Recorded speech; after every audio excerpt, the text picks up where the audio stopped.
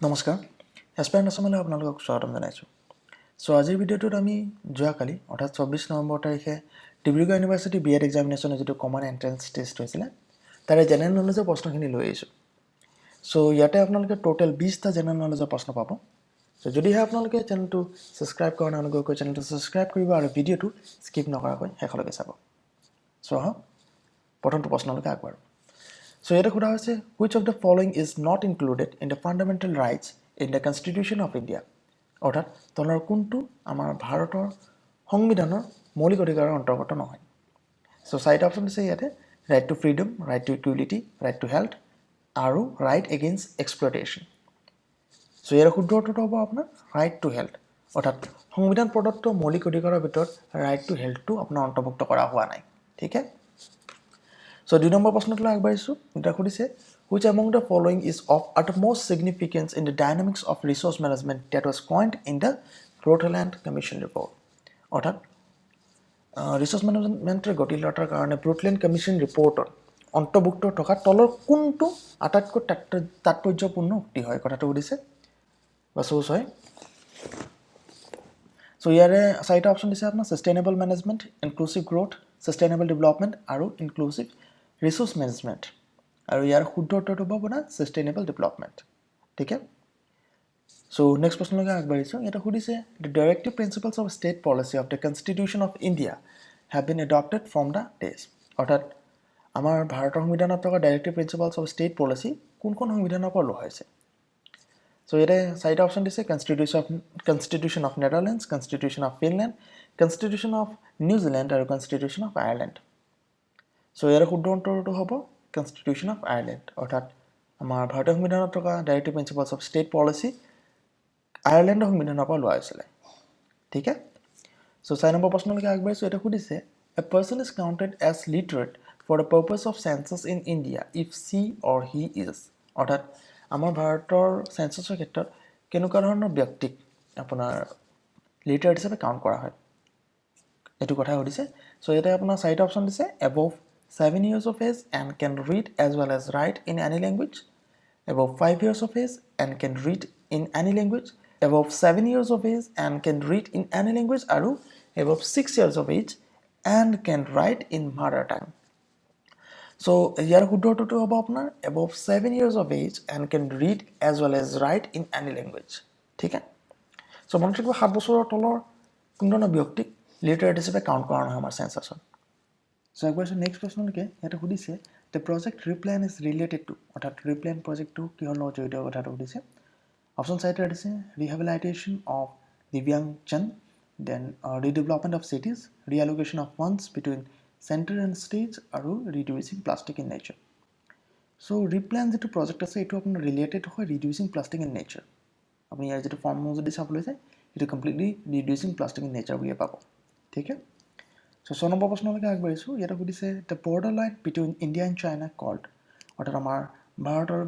চাইনাৰ যিটো border line আছে সেইটো কি বুলি জনা যায় কথাটো সুধিছে চাৰিটা অপশ্যন আছে Radcliffe line Durand line McMahon বা মেকমোহন লাইন আৰু নান অফ দ্য এবভ ইয়াৰ শুদ্ধ উত্তৰটো হ'ব আপোনাৰ মেকমোহন লাইন অৰ্থাৎ অপশ্যন চি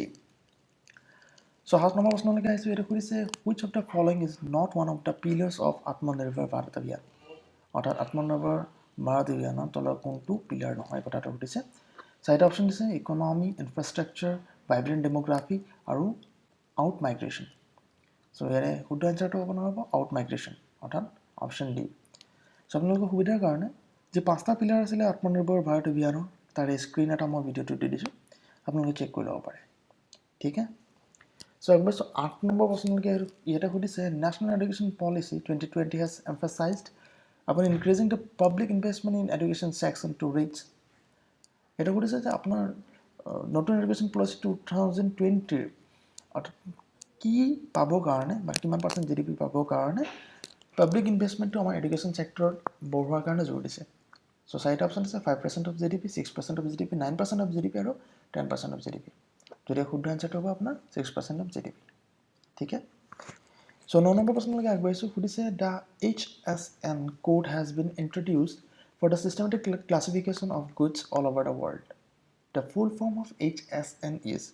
অৰ্থাৎ HSN কোডটো ইন্ট্ৰডিউচ কৰা হৈছিলে আমাৰ গোটেই ৱৰ্ল্ডত যিবিলাক পণ্য সামগ্ৰী আছে সেইবিলাকৰ চিষ্টেমেটিক ক্লাছিফিকেশ্যন কৰাৰ কাৰণে চ' ইয়াৰ ফুল ফৰ্মটো কি হয়তো সুধিছে ইয়াতে চাৰিটা অপশ্যন দিছে আপোনাৰ harmonised system nomenclature then harmonise serial number harmonise system number আৰু হোম ষ্টেট নম্বৰ আৰু ইয়াৰ শুদ্ধ উত্তৰটো অৰ্থাৎ HSNৰ ফুল ফৰ্মটো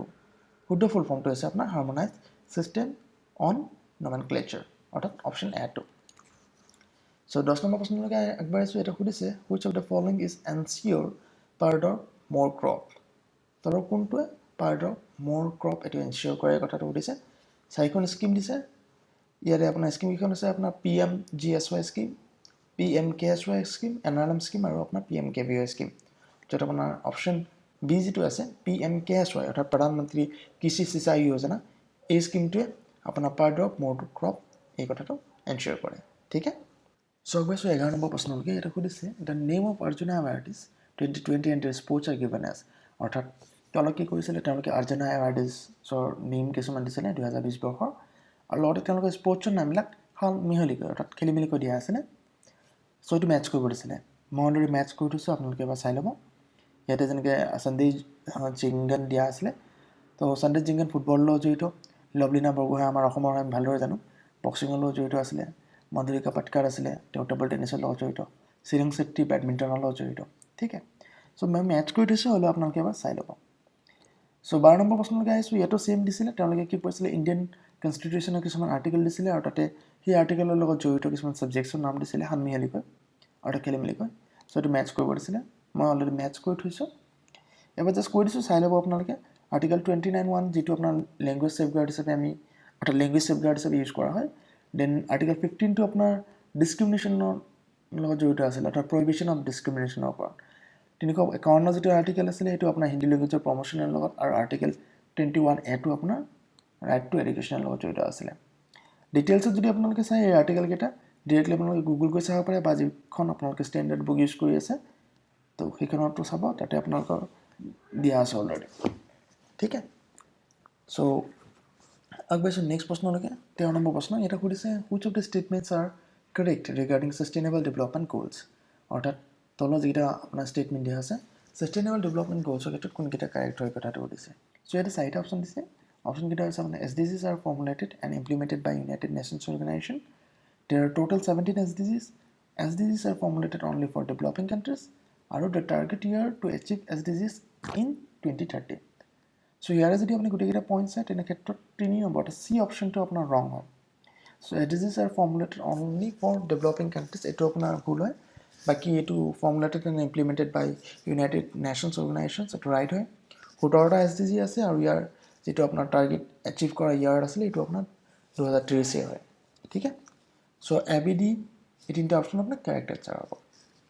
সো 14 নম্বৰ প্ৰশ্নলৈকে আহিছো এটা সুধিছে which of the following is not a function of reserve bank of India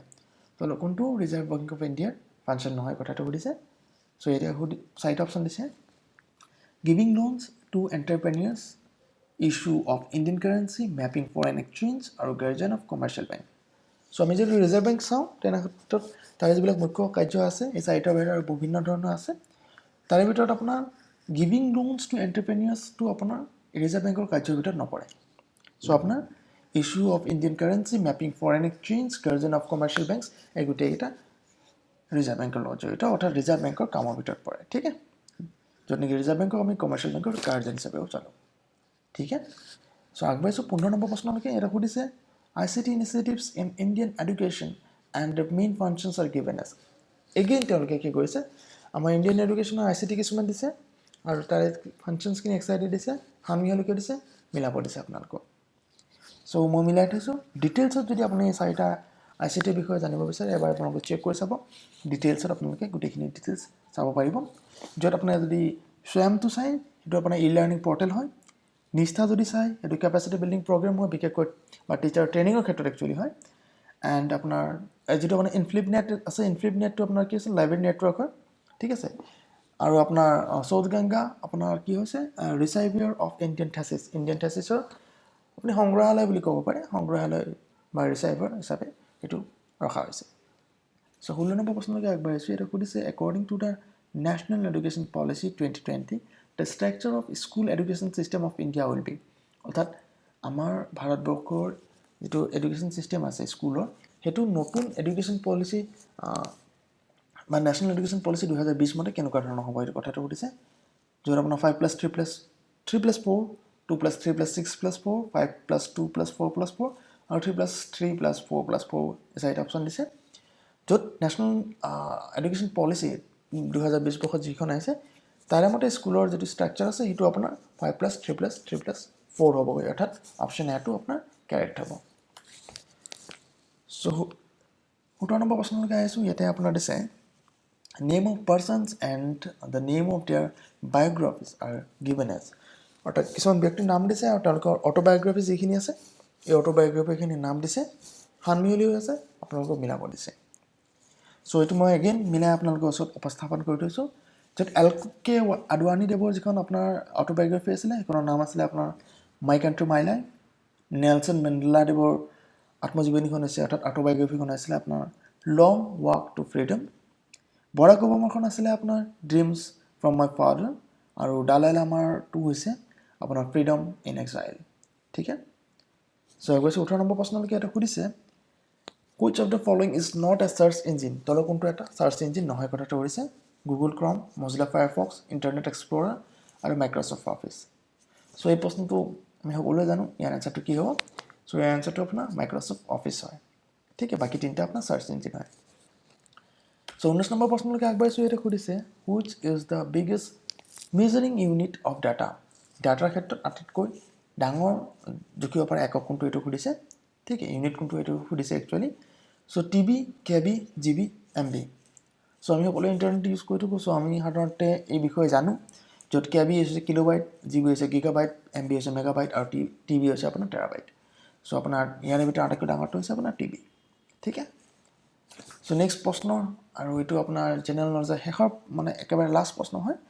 so এটা সুধিছে who author the book India wins freedom এই কিতাপখন কোনে লিখিছিলে কথাটো সুধিছে